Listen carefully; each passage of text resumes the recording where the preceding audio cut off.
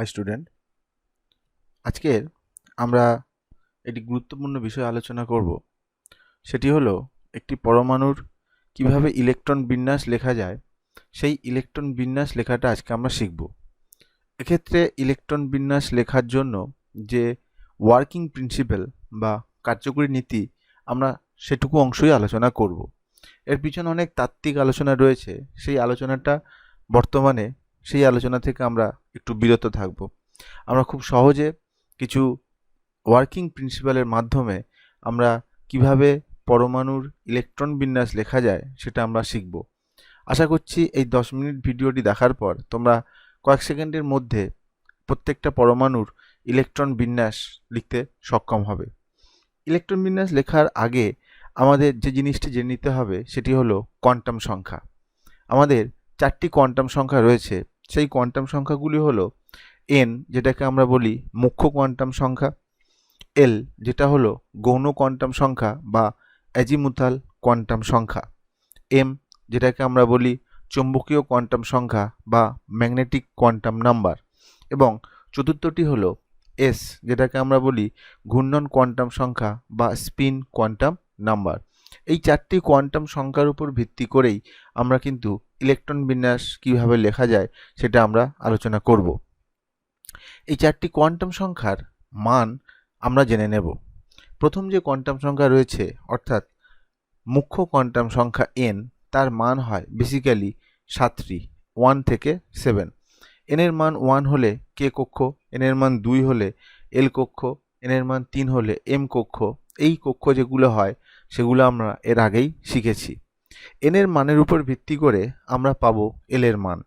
l এর মান হয় 0 থেকে শুরু করে n-1 পর্যন্ত।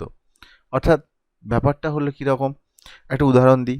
উদাহরণ হচ্ছে, ধরো n এর মান নেওয়া হয়েছে 3, তাহলে l এর মান কি কি হতে পারে? l এর মান হতে পারে ম্যাক্সিমাম n-1, মানে 3-1, দ্যাট ইজ 2। অর্থাৎ l এর মান হবে 0, 1, 2। এই 3টে পর্যন্ত মান আমাদের অ্যালাউড হবে। এখন এই যে n কক্ষের মধ্যে l এর কতগুলো মান আমরা পেলাম, তার উপর ভিত্তি করে কিছু সাব অরবিটাল বা উপকক্ষক তৈরি হবে। যদি l সমান 0 হয় তাহলে যেটা হবে সেটা হলো s অরবিটাল। l সমান যদি 1 হয় তাহলে তৈরি হবে p অরবিটাল। l সমান যদি 2 হয় তাহলে হবে d অরবিটাল। l সমান যদি 3 হয় তাহলে হবে f অরবিটাল। এই যে অরবিটালগুলো তৈরি হলো, সেই অরবিটালগুলোকে আমরা একটি হোটেল হিসাবে তুলনা করতে পারি। অর্থাৎ n এর একটি নির্দিষ্ট মানের জন্য যে l এর মান পাওয়া যাবে, তার উপর ভিত্তি করে কতগুলো হোটেল তৈরি হলো, যে হোটেলগুলোর নাম দেওয়া হলো s অরবিটাল, একটি হোটেলের নাম p অরবিটাল, একটি হোটেলের নাম d অরবিটাল, একটি হোটেলের নাম f অরবিটাল। এবং প্রত্যেকটি হোটেলের ক্ষেত্রে l এর মান কিন্তু আলাদা। এবার এই l এর মানের উপর ভিত্তি করে তৈরি হয় m এর মান। m এর মান হয় -l থেকে স্টার্টিং হয়ে 0, 0 থেকে আবার +l। অর্থাৎ -l থেকে 0 পর্যন্ত যে মানটা l সংখ্যক, 0 থেকে +l পর্যন্ত যে মানটা সেটা হলো l সংখ্যক। অর্থাৎ m এর মান হবে কত? 2l + 1 সংখ্যক। একটি নির্দিষ্ট l এর মানের জন্য m এর আমরা 12 + 1 সংখ্যক মান পাবো। জিনিসটা কি? জিনিসটা যেরকম, ধরো l সমান যদি 0 হয় তাহলে 12 + 1 সমান কত? 1। এবং সেক্ষেত্রে l = 0 হলে m এর মান হবে 0। এই m এর মানটা নির্ধারণ করে কোনো একটি হোটেলের মধ্যে ঠিক কতগুলো রুম থাকবে। যেমন ধরো l সমান 0, মানে আমরা s অরবিটাল অর্থাৎ s অরবিটাল নামক হোটেলে রয়েছি। সেই s অরবিটাল নামক হোটেলের ক্ষেত্রে m এর ভ্যালু কত? 0। এবং m এর মান কত সংখ্যক হবে? একটি মান পাওয়া যাবে। তার মানে s অরবিটাল হোটেলের মধ্যে একটি মাত্রই রুম থাকবে। এটা একটু ভালো করে বুঝে নাও যে l এর মান যদি 0 হয় তাহলে s অরবিটাল, s অরবিটালের ক্ষেত্রে যেটা হয় m এর একটি মান পাওয়া যায় 12 + 1 এই ফর্মুলা থেকে। অর্থাৎ s অরবিটাল নামক যে হোটেলটা আমরা বলেছিলাম, সেই হোটেলের মধ্যে একটি মাত্র রুম থাকবে। যদি একটি রুমে এখন দুজন করে লোক থাকতে পারে, যে কোনো একটি রুমে ম্যাক্সিমাম 2% আর অ্যালাউড, অর্থাৎ একটা রুমে দুজনের বেশি লোক থাকবে না, তার থেকে কম থাকতে পারে কিন্তু দুজনের বেশি লোক থাকবে না। তাহলে এস হোটেল বা এস অরবিটালে একটি রুমে দুটো লোক মানে দুটি ইলেকট্রন, তাহলে এস অরবিটালে সব থেকে বেশি কটি ইলেকট্রন? দুটি ইলেকট্রন। এবারে যদি এল এর মান 1 হয় তাহলে 12 + 1 এই ফর্মুলা অনুযায়ী এম এর তিনটে মান পাওয়া যাবে, -1, 0, +1, কারণ এম এর মান হচ্ছে -L থেকে শুরু হয়ে 0, 0 থেকে শুরু হয়ে +L। তাহলে এক্ষেত্রে এল এর মান যেহেতু 1, তাহলে এম এর মান হবে -1, 0, +1, তিনটি মান। তার মানে পি অরবিটালের ক্ষেত্রে তিনটি রুম থাকবে, প্রত্যেকটি রুমে 2%, অর্থাৎ প্রত্যেকটি রুমে দুটো করে ইলেকট্রন। তার মানে পি অরবিটালে থাকবে সর্বোচ্চ 6টা ইলেকট্রন। এইবার যদি এল এর মান 2 হয় তাহলে 12 + 1 এই ফর্মুলা অনুযায়ী এক্ষেত্রে এম এর 5টি মান পাওয়া সম্ভব। কি কি? -2, -1, 0, +1, +2। অর্থাৎ এখানে এল এর মান 2, অর্থাৎ হোটেলটির নাম কি? D orbital. তাহলে ডি অরবিটালের ক্ষেত্রে কটা রুম থাকবে? 5টা রুম থাকবে, প্রত্যেকটা রুমে দুটি করে electron. Total number of electron এখানে কত হবে? এখানে সর্বোচ্চ ইলেকট্রন সংখ্যা হবে 10। L = 3, তাহলে 12 + 1 ফর্মুলা অনুযায়ী এল এর 7টি মান পাওয়া সম্ভব, এম এর 7টি মান পাওয়া সম্ভব। কি কি মান? -3, -2, -1, 0, +1, +2, +3। তার মানে L = 3 মানে এফ অরবিটাল নামক হোটেল, যার মধ্যে 7টি কামরা থাকবে, প্রত্যেকটি রুমে থাকবে দুটি করে লোক, দুটি করে ইলেকট্রন। তাহলে এখানে সর্বোচ্চ কটি ইলেকট্রন থাকবে? 14টি ইলেকট্রন থাকবে। তাহলে আমরা দেখলাম যে একটি হোটেলে কতগুলো রুম হবে, সেই রুমে দুজন করে যদি লোক থাকে তাহলে ম্যাক্সিমাম সেই হোটেলের ক্যাপাসিটি বা কতগুলি করে ইলেকট্রন তথা লোক রাখতে পারবে। ঠিক আছে, এরপরে আমাদের চতুর্থ যে কোয়ান্টাম সংখ্যা সেটা হলো ঘূর্ণন কোয়ান্টাম সংখ্যা এস। এর দুটি মান হয়, প্রত্যেক ক্ষেত্রেই এস এর আমরা দুটি মান পাই, একটা +12, একটা -12। +12-এর জন্য যদি ইলেকট্রন আপ স্পিন হয়, -12-এর জন্য ইলেকট্রন ডাউন স্পিন হয়, অর্থাৎ দুটি ইলেকট্রন যে স্পিন ঘূর্ণন সেটা আলাদা হয়। তাহলে এই হলো আমাদের 4টে কোয়ান্টাম সংখ্যা এবং 4টে কোয়ান্টাম সংখ্যার মান, তার মধ্যে কোনটা ক্ষেত্রে কি অরবিটাল হয়, কোন অরবিটালে কী ধরনের ইলেকট্রন থাকে সেটুকু সম্পর্কে আমাদের একটা পরিষ্কার স্বচ্ছ ধারণা হলো। এইবার দেখো, এখানে আমি একটা টেবিল আকারে দেখিয়েছি, যেখানে এন এর মান নিয়েছি, এল এর মান নিয়েছি এবং একটি সাব অরবিটালকে কীভাবে লিখতে হয় সেটাকে দেখিয়েছি চিহ্ন সাহায্যে, এবং n+L এর মান নিয়েছি। যদি একটা বলি, যদি আমাদের এখানে n এর মান 1 হয় তাহলে l এর মান হবে কত? 0। যে কোনো চিহ্নকে লেখা যাবে, প্রথমে n এর মানটা লিখতে হবে, তারপর l এর মানের উপর ভিত্তি করে যে অরবিটালটি হবে অর্থাৎ যে হোটেলটি হবে সেটা লিখতে হবে। তাহলে এখানে তার চিহ্নটা কি হবে? n এর জন্য আসছে 1, L = 0, that is S orbital. তার মানে এই অরবিটালটির যে চিহ্নটা সিম্বলটা হলো সেটা হলো 1s, এবং n+L এর মান করে এখানে পাওয়া যাচ্ছে 1। আবার যখন n এর মান 2 হচ্ছে, l এর দুটো মান পাওয়া সম্ভব, সেটা হচ্ছে 0 এবং 1। তাহলে 0 হওয়ার জন্য 2s, 1 হওয়ার জন্য 2p, এবং এখানে আগের মতো n+L এর ভ্যালুগুলো কত হচ্ছে সেটা লেখা আছে। n এর মান যদি 3 হয় তাহলে l এর তিনটি মান পাওয়া সম্ভব, 0, 1, 2। তাহলে 0 হলে 3s, 1 হলে 3p, 2 হলে 3d। n এর মান যদি 4 হয়, 4টি মান পাওয়া সম্ভব, 0 হলে 4s, 1 হলে 4p, অ্যান্ড 2 হলে 4d, 3 হলে 4f। কারণ l এর মানের উপরেই কিন্তু ভিত্তি করে আমরা যে মানগুলো পাচ্ছি অর্থাৎ অরবিটালগুলো পাচ্ছি সেগুলো এখানে পরপর লিখছি, আর তার আগে যেটা লিখতে হচ্ছে সেটা হচ্ছে আমাদের n এর মান। ঠিক আছে, এইবার এই যে অরবিটালগুলো আমরা পেলাম, সেই অরবিটালগুলোর আমরা শক্তির ক্রম নির্ণয় করব। সেই ক্রম নির্ণয় করার ক্ষেত্রে দুটো জিনিস আমাদের মাথায় রাখতে হবে, সেটা হলো n+L এর মান যাদের ক্ষেত্রে যত বেশি হবে তাদের এনার্জি বা শক্তি তত বেশি হবে। এখন যাদের ক্ষেত্রে n+L এর মান একই হয়ে যাবে বা সমান হয়ে যাবে, তাদের ক্ষেত্রে যার n এর মান কম হবে তার শক্তি কম হবে। যেমন দেখো 2p এবং 3s, উদাহরণ দিয়ে বলি 2p এবং 3s। তাহলে 2p এবং 3s যদি হয় তাহলে এর ক্ষেত্রে n প্লাস l এর মান দুজনের ক্ষেত্রেই কিন্তু সমান। কিন্তু আমাদের নিয়ম কি বলছে, যাদের n এর মান কম তাদের শক্তি কম। তাহলে 2p এবং 3s এর মধ্যে 2p র n এর মান 2, 3s এর n এর মান 3। সুতরাং এক্ষেত্রে 2p র এনার্জি কম এবং 3s এর এনার্জি বেশি। তাহলে এই যে দুটো রুল রয়েছে, নিয়ম রয়েছে, সেই নিয়ম থেকে আমরা এই যে অরবিটালগুলো পেলাম, সেই অরবিটালগুলো এনার্জির একটা অর্ডার বা ক্রম তৈরি করতে পারি।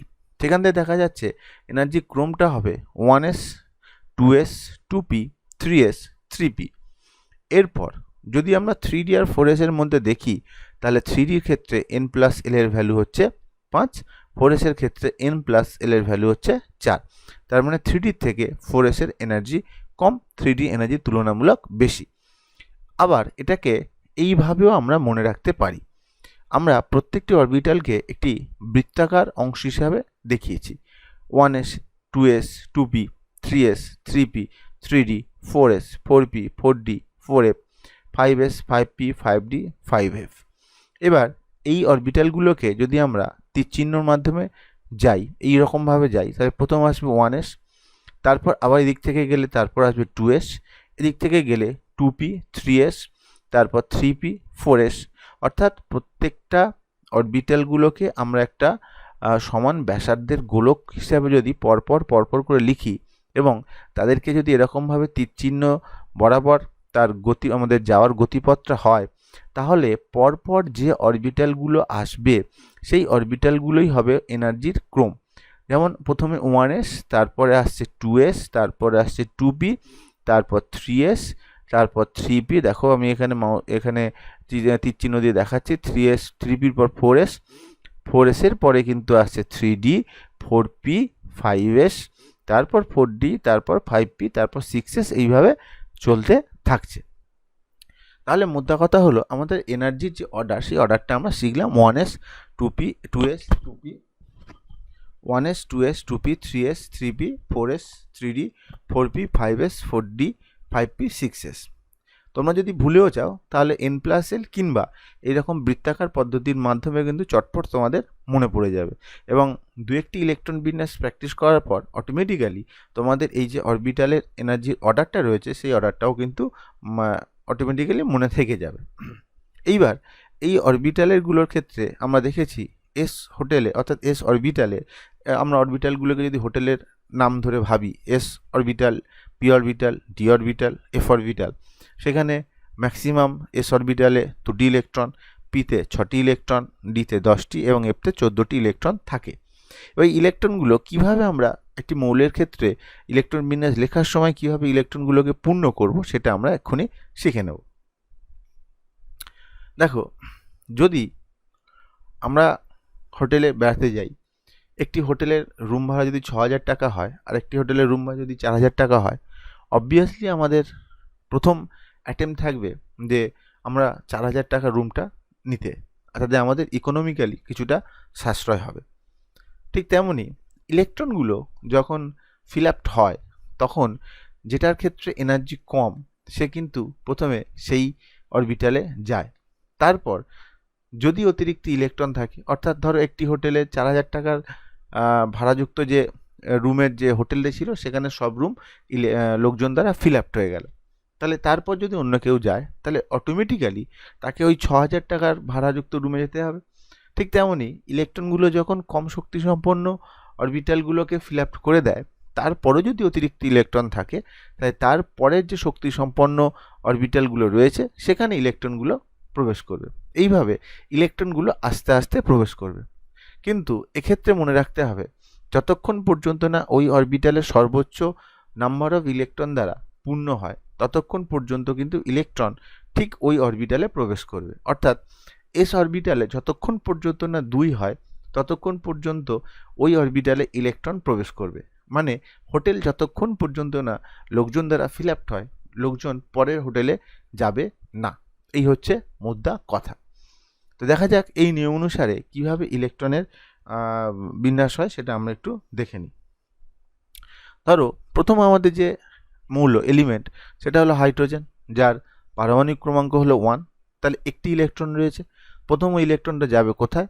আমাদের অরবিটালের এনার্জি অর্ডার অনুযায়ী যাবে 1s।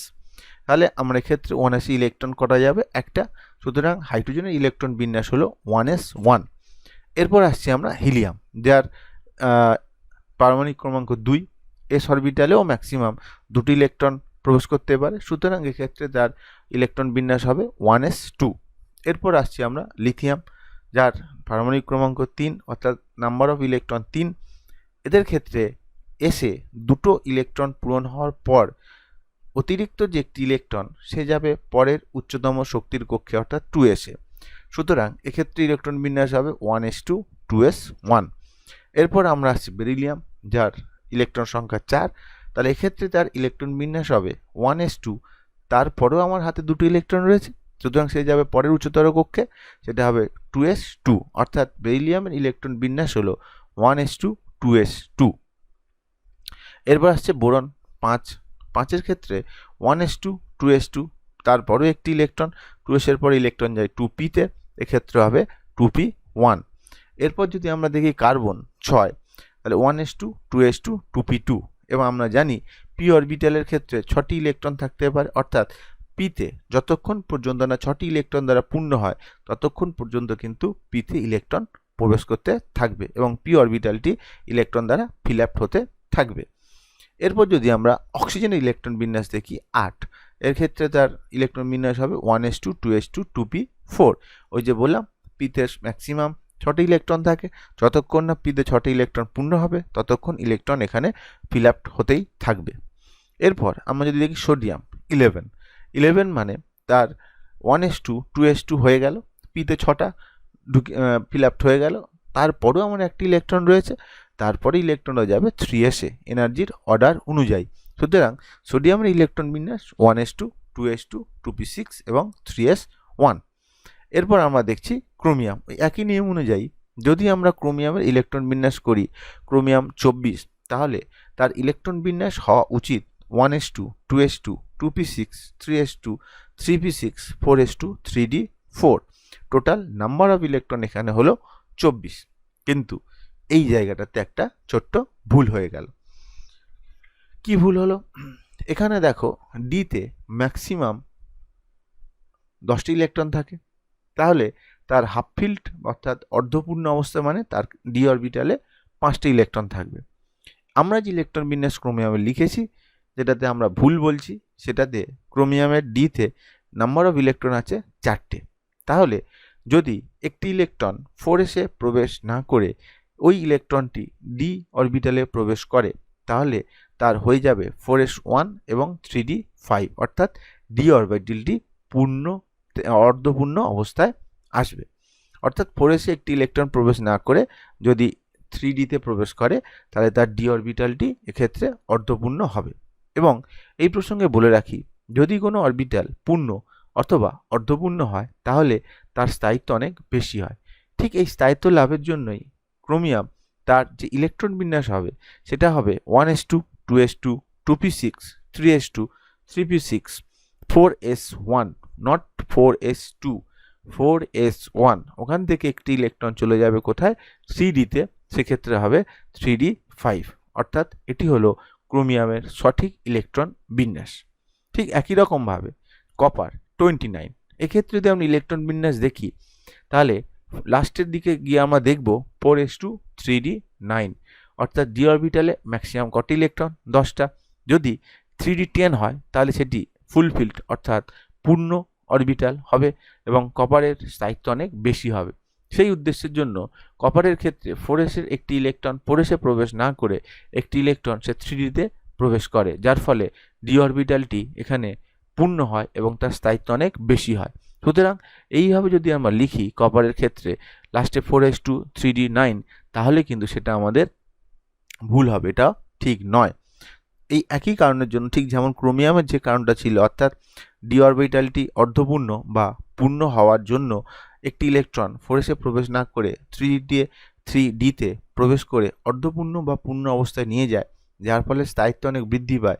সেই স্থায়িত্ব লাভের জন্য কপারের ইলেকট্রন বিন্যাস হবে 1s2 2s2 2p6 3s2 3p6 4s1। আবারও বলছি 4s1, নট 4s2। এবং 3d10। এইবারে আমরা তো দেখলাম ইলেকট্রন কিভাবে প্রবেশ করে, এইবার ইলেকট্রন কিভাবে বেরিয়ে যায় সেটা আমরা দেখব। অর্থাৎ ইলেকট্রন যদি কোনো জায়গা থেকে বেরিয়ে যায় তাহলে সেখানে ক্যাটায়ন তৈরি হয়, আবার যদি ইলেকট্রন অতিরিক্তভাবে যোগ করা হয় তাহলে সেখানে অ্যানায়ন তৈরি হয়। আমরা ক্যাটায়ন এবং অ্যানায়নের কিভাবে ইলেকট্রন বিন্যাস লেখা হয় সেটাও আমরা আজকে এক্ষুনি শিখে যাব। কীরকম ব্যাপারটা হচ্ছে, যদি আমাকে কোনো গাড়ির উপরে কিছু জিনিসপত্র পরপর সাজানো আছে, সেগুলো যদি নামাতে হয় তাহলে কি করতে হয়, আমাকে সবথেকে উপরের দিকে যে জিনিসপত্রগুলো আছে সেগুলোকে আগে নামাতে হবে, তারপর নিচের দিকে জিনিসপত্রগুলোকে নামাতে হবে। অর্থাৎ সবথেকে বাইরের দিকে যে জিনিসপত্রগুলো আছে সেগুলোকে যদি আমরা আগে নামাই তাহলে আমাদের তাড়াতাড়ি নামানো যাবে বা সুবিধা হবে। ঠিক তেমনই ইলেকট্রন যখন পরমাণু থেকে বেরিয়ে যাবে তখন তার সবথেকে যে বাইরের কক্ষ অর্থাৎ যার বাইরের কক্ষ থেকে ইলেকট্রনটা বেরিয়ে যাবে, এই কক্ষটা নির্ভর করে আবার এনের মানের উপরে। এনের মান যত বেশি হবে তত সেটি বাইরের কক্ষ হবে। আবার যদি ওই গাড়িতেই আমাকে আরও কিছু মালপত্র অ্যাড করতে হয় তাহলে আমরা সেই গাড়ির বাইরের দিকের অর্থাৎ উপরের দিকে মালপত্র অ্যাড করব। তার মানে ইলেকট্রন যদি পরমাণুতে অ্যাড করতে হয়, যোগ করে অ্যানায়ন তৈরি করতে হয়, তাহলে আমাকেও সেই বাইরের কক্ষে ইলেকট্রন যোগ করতে হবে। এই হচ্ছে মোদ্দা কথা। দেখা যাক কীরকমভাবে আয়নের ইলেকট্রন বিন্যাস লিখতে হয়। তবে আয়নের ইলেকট্রন বিন্যাস লিখতে গেলে প্রথমে প্রসম পরমাণুটির ইলেকট্রন বিন্যাস লিখে নেওয়াটা বাঞ্ছনীয়। যদি এইরকমভাবে আমরা প্রসম পরমাণুর ইলেকট্রন বিন্যাস লিখে নিই তাহলে আমাদের ভুল হয়ে যাওয়ার সম্ভাবনা অনেক কমে যায়। এক্ষেত্রে আমরা অক্সিজেনের -2 মানে O-2 তার ইলেকট্রন বিন্যাস লিখব। আমরা অক্সিজেন পরমাণুর প্রসম অবস্থায় ইলেকট্রন বিন্যাসটা জানি 1s2 2s2 2p4, কিন্তু আমরা ইলেকট্রন বিন্যাস লিখতে যাচ্ছি কার, O-2, অর্থাৎ আরও দুটি এক্সট্রা ইলেকট্রন এক্ষেত্রে যুক্ত হবে কোথায়, বাইরের কক্ষে। এর ক্ষেত্রে বাইরের কক্ষ কত, 2p, এটা হলো তার বাইরের কক্ষ হলো 2 এবং তার যে অরবিটাল, বাইরের অরবিটাল কোনটি, 2p। তাহলে ইলেকট্রন প্রবেশ করবে কোথায়, পিতে। দেখো পিতে এখানে 4টি ইলেকট্রন আছে, কিন্তু পিতে ম্যাক্সিমাম থাকতে পারে কটা, 6টা। সুতরাং এখানে আরও দুটি ইলেকট্রন যোগ করা যাবে এবং এই দুটি ইলেকট্রন অক্সিজেনের ক্ষেত্রে এখানে যুক্ত হয়ে তার ইলেকট্রন বিন্যাস হবে 1s2 2s2 এবং 2p6। এরপর আমরা দেখব সোডিয়ামের প্লাস বা সোডিয়াম ক্যাটায়নের ইলেকট্রন বিন্যাস। অর্থাৎ এক্ষেত্রে একটি ইলেকট্রন এখান থেকে ছেড়ে চলে যেতে গেলে কোত্থেকে যেতে হবে, তার বাইরের কক্ষ থেকে যেতে হবে। ইলেকট্রনের ক্ষেত্রে তার বাইরের কক্ষ কোনটা, 3s। কটা ইলেকট্রন রয়েছে, একটি ইলেকট্রন রয়েছে, সেখান থেকে যদি একটি ইলেকট্রন চলে যায় তবেই তৈরি হবে সোডিয়াম প্লাস। অর্থাৎ সোডিয়াম ক্যাটায়নের ইলেকট্রন বিন্যাস হলো 1s2 2s2 2p6। এখানে কিন্তু 3s অরবিটালে কোনো ইলেকট্রন নেই, ওই ইলেকট্রনটা এখান থেকে নির্গত হয়ে তবেই কিন্তু Na+ আয়ন তৈরি করেছে। সুতরাং যদি ইলেকট্রন নির্গত হয় হবে বাইরের কক্ষ থেকে, যদি ইলেকট্রন যুক্ত হয় সেটিও হবে বাইরের কক্ষে। এবার Fe আয়রন 26, তার ইলেকট্রন বিন্যাস যদি আমরা দেখি, ওই অরবিটালগুলির যে এনার্জি অর্ডার রয়েছে সেই হিসাবে যদি ইলেকট্রনগুলোকে আমরা পূর্ণ করতে যাই তাহলে ইলেকট্রন বিন্যাসটা পাবো 1s2 2s2 2p6 3s2 3p6 4s2 3d6। এটি হলো আয়রনের ইলেকট্রন বিন্যাস। এবার যদি আমরা Fe+2 এর ইলেকট্রন বিন্যাস লিখতে চাই, অর্থাৎ আয়রন থেকে দুটি ইলেকট্রন বেরিয়ে গেছে, তাহলে স্বাভাবিকভাবে তোমাদের মনে হবে যে এক্ষেত্রে ইলেকট্রনটা নির্গত হবে কোথা থেকে, এই 3d6 থেকে ইলেকট্রনটা নির্গত হতে চাইবে। কিন্তু প্রকৃতপক্ষে ইলেকট্রনটা এই 3d6 থেকে ইলেকট্রনটা নির্গত হতে চাইবে, কিন্তু প্রকৃতপক্ষে ইলেকট্রনটা এই 3d6 থেকে কিন্তু নির্গত হবে না। ইলেকট্রনটা নির্গত হবে কোথা থেকে, এই 4s যে অরবিটালটি রয়েছে সেই 4s অরবিটালটি থেকে নির্গত হবে। কারণ এক্ষেত্রে 4s হবে তার আউটার মানে বাইরের কক্ষ এবং সেখান থেকে দুটি ইলেকট্রন নির্গত হয়ে তৈরি করবে Fe+2। যেহেতু বাইরের কক্ষ থেকে ইলেকট্রন নির্গত হয়, বাইরের কক্ষ মানে হলো এক্ষেত্রে 4s, এর উপরে ডিপেন্ড করে নির্ভর করে বাইরের কক্ষ হবে কোনটা? 4s। সুতরাং Fe থেকে ইলেকট্রন নির্গত হতে গেলে নির্গত হবে 4s থেকে, এবং যেহেতু Fe+2 সুতরাং দুটি ইলেকট্রন নির্গত হচ্ছে। সুতরাং দুটি ইলেকট্রন নির্গত হওয়ার জন্য এক্ষেত্রে আমরা কি দেখতে পাচ্ছি? এক্ষেত্রে আমরা দেখতে পাচ্ছি যে 4s আর কোনো ইলেকট্রন থাকবে না। দেখো এখানে কিন্তু 4s, এই যে Fe+2 যে আমরা ইলেকট্রন বিন্যাস লিখেছি সেখানে কিন্তু 4s এ কোনো ইলেকট্রন নেই। এইবার যদি আমরা Fe+3 করতে যাই, তাহলে Fe+3 ক্ষেত্রে যে ইলেকট্রন বিন্যাসটা হবে, এই Fe+3 ক্ষেত্রে ইলেকট্রন বিন্যাস যদি আমরা করতে যাই, তাহলে এখানে 4s2 থেকে ইলেকট্রন নির্গত হওয়ার পরেও 4s2 থেকেও ইলেকট্রন নির্গত হওয়ার পরেও আরও একটি ইলেকট্রন নির্গত হতে হবে। সেটা নির্গত হবে কোত্থেকে? এই 3d6 থেকে ইলেকট্রন নির্গত হবে। সুতরাং Fe+3 যদি ইলেকট্রন বিন্যাস হয়, সেখানে 4s2 তো থাকবেই না, উপরন্তু এখানে 3d6 থেকে একটি ইলেকট্রন নির্গত হয়ে 3d5 হবে। কীরকম হবে তো ইলেকট্রন বিন্যাস? Fe+3 ক্ষেত্রে 1s2, 2s2, 2p6, 3s2, 3p6, 4s2 নেই, এবং 3d থেকে একটি ইলেকট্রন নির্গত হয়ে 6 থেকে হয়ে গেল 3d5। এই হলো Fe+3 ইলেকট্রন বিন্যাস। এইবার যদি প্রশ্ন করা হয় Fe+2 এবং Fe+3 এই দুজনের মধ্যে কোনটি তুলনামূলক বেশি স্থায়ী, কীভাবে অ্যান্সার করবে? আমরা আগেই বলেছি যে যদি আমরা দেখি আউটার মোস্ট যে অরবিট, বাইরের কক্ষের যে অরবিটাল বা অরবিট, সেখানে যদি হাফ ফিল্ড বা ফুল ফিল্ড থাকে, তাহলে সেই পরমাণু বা আয়নের স্থায়িত্ব অনেক বেশি হয়। যদি পূর্ণ বা অর্ধপূর্ণ অরবিটাল থাকে, তাহলে তাদের ক্ষেত্রে স্থায়িত্ব অনেক বেশি হয়। এখন ডি অরবিটালে ম্যাক্সিমাম 10টি ইলেকট্রন থাকতে পারে। Fe+2তে রয়েছে ডি অরবিটালে 6টি ইলেকট্রন। এখানে আউটার মোস্ট যে ডি অরবিটাল, সেখানে রয়েছে 6টি ইলেকট্রন। Fe+3 ক্ষেত্রে আউটার মোস্ট ডি অরবিটালে রয়েছে 5টি ইলেকট্রন। তাহলে Fe+3 যেটা, তার ইলেকট্রন বিন্যাস যেটা আমরা দেখতে পাচ্ছি সেটা হচ্ছে অর্ধপূর্ণ অবস্থায় রয়েছে। Fe+2 যেটা, সেটা কিন্তু অর্ধপূর্ণ অবস্থায় নেই। সুতরাং Fe+3 এটা Fe+2 এর থেকে কিন্তু অনেক বেশি স্থায়ী। সুতরাং Fe+3 এর স্থায়িত্ব Fe+2 এর থেকে বেশি। তাহলে আমরা ইলেকট্রন বিন্যাস লেখার মাধ্যমে কোনো মৌলের ইলেকট্রন বিন্যাস লিখতে পারবো, সেই সঙ্গে যদি কোনো আয়ন হয়, ক্যাটায়ন বা অ্যানায়ন হয়, তার ইলেকট্রন বিন্যাস লিখতে পারবো, এবং সেই ইলেকট্রন বিন্যাস লেখার মাধ্যমে কার স্থায়িত্ব বেশি হবে, অর্থাৎ আউটার মোস্ট যে অরবিটাল থাকবে তার ইলেকট্রনের সংখ্যা পূর্ণ না অর্ধপূর্ণ, সেটা থেকে আমরা বুঝতে পারবো যে কার স্থায়িত্ব বেশি।